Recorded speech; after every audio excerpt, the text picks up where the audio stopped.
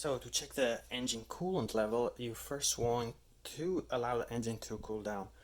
This right here can explode, a cup can blow out if the engine is still hot, and you can burn yourself. So once you allow the engine to cool down, you open the hood, then you come here. It's better to use glove and maybe even put a piece of cloth on top of this as you remove the cap.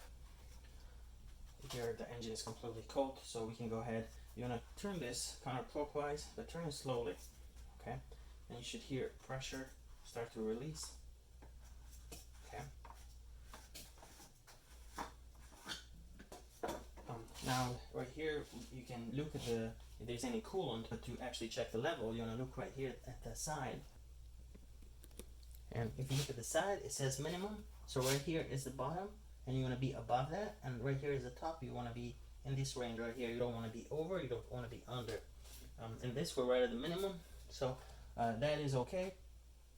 And you also want to make sure you're adding the correct coolant type.